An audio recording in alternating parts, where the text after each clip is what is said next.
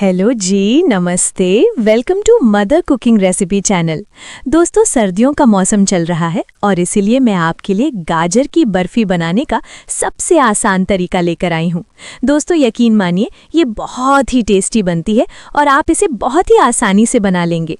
तो चलिए शुरू करते हैं आज की ये रेसिपी। दोस्तों, गाजर की बर्फी बनाने के लिए देखिए मैंने यहाँ 1 किलो गाजर लिया है।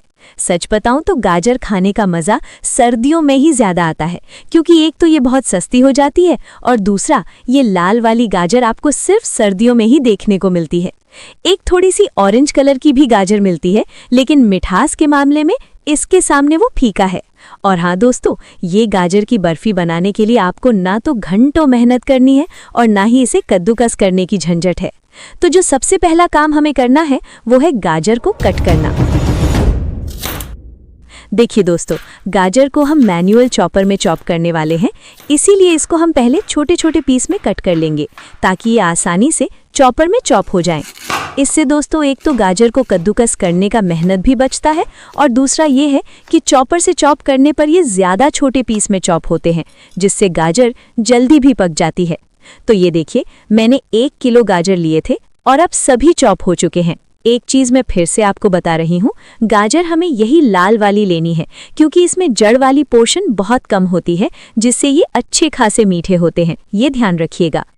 अब इन्हें चॉप करना है। तो देखिए, मैं तो इसे चॉप करने के लिए मैनुअल चॉपर का इस्तेमाल कर रही हूँ। अगर आपके पास ये है तो बहुत बढ़िया, और नहीं भी है तो इलेक्ट्रिक चॉपर तो होगा ही ना, आप उससे भी गाजर को चॉप कर सकते हैं। देखिए, अगर ये मैनुअल चॉपर नहीं है आपके पास तो मैं तो सजेस्ट करूंगी कि आप इसे ज़रूर खरीद लें।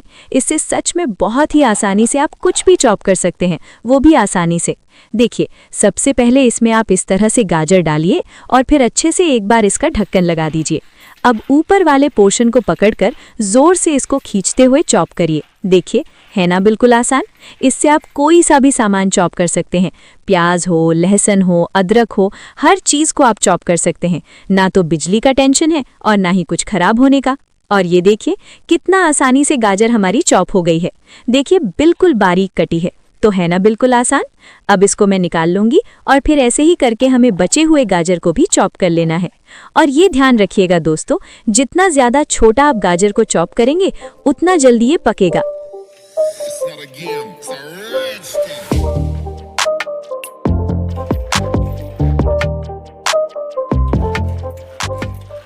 और ये लीजिए दोस्तों, हो गया है अब हमारा गाजर चॉप। तो चलिए अब चलते हैं अपने किचन में और शुरू करते हैं मार्केटों से बढ़िया टेस्ट वाला गाजर की बर्फी को बनाना। यकीन मानिए दोस्तों, इसका टेस्ट आपको ज़रूर पसंद आएगा। फ्लेम ऑन मैंने कर दी है और इसे मैं कढ़ाई में बना रही हूँ। तो अब हमें इसमें डालना है 2 चम्मच भर के घी।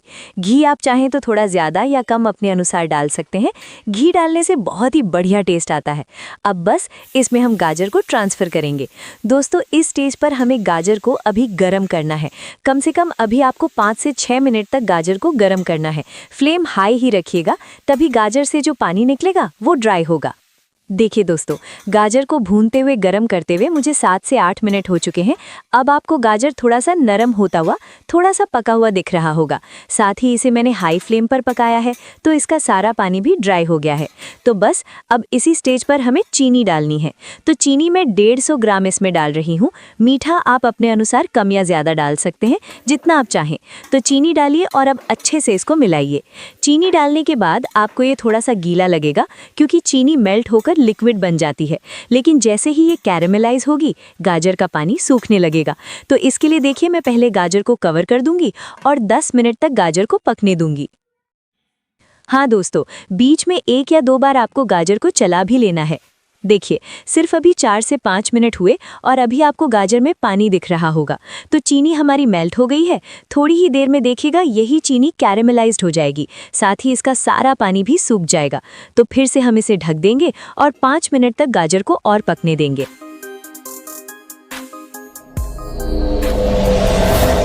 ये लीजिए दोस्तों, पूरे 10 मिनट बाद देखिए चीनी कैरेमलाइज्ड हो चुकी है। इसका सारा पानी सूख चुका है और चीनी डालने के बाद गाजर का कलर और थोड़ा सा गाढ़ा हो गया है और लाल हो गया है। तो अब पहले तो हमें गाजर को 1-2 बार अच्छे से चला लेना है और फिर इसमें हमें दूध डालना है।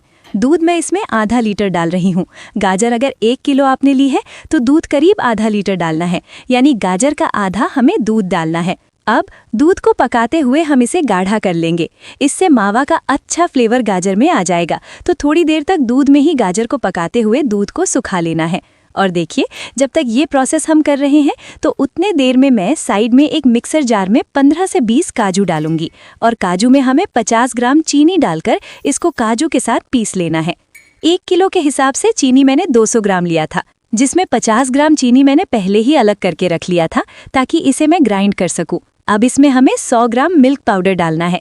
तो 10 रुपये वाला पैकेट आपको आराम से मिल्क पाउडर का मिल जाएगा। आप किसी भी कंपनी का ले आए और इसमें ऐड करें। अब एक बार इसको अच्छे से काजू और चीनी के साथ मिक्स कर लेना है। देखिए, इस तरह से। अब इधर दोस्तों उतने देर में दूध अच्छे से सूख चुकी है। दोस्तों देखिए, मैंने दोनों काम एक साथ कर लिए हैं।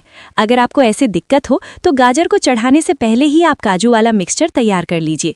अब दूध अच्छे से सूख गया है तो इसके बाद मैं इसमें 1 चम्मच भर के इलायची पाउडर डालूंगी। इससे गाजर में बहुत ही बढ़िया फ्लेवर आता है। साथ में काजू वाला मिक्सचर भी हमें इसमें डालना है। ये देखिए, अब अच्छे से काजू को गाजर में मिक्स करना है। ध्यान रखिएगा, गाजर का सारा पानी सूखने के बाद ही काजू इसमें डालना है। इससे गाजर में गाढ़ापन आ जाता है। और अब बस आप थोड़ी ही देर में देखिए, ये गाढ़ा हो चुका है और कढ़ाई छोड़ने लगा है।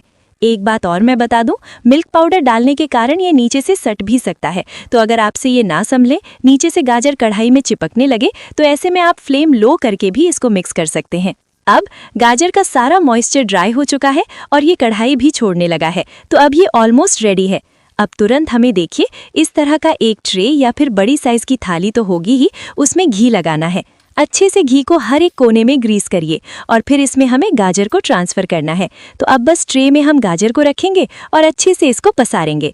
दोस्तों एक बात मैं बता दूं, ट्रे में घी लगाने से गाजर इसमें सटता नहीं है। और हाँ, घी की जगह आप चाहें तो तेल भी लगा सकते हैं। ये देखिए दोस्तों, स्पैचुला से मैंने गाजर को बढ़िया तरीके से पूरे ट्रे में फैला दिया है।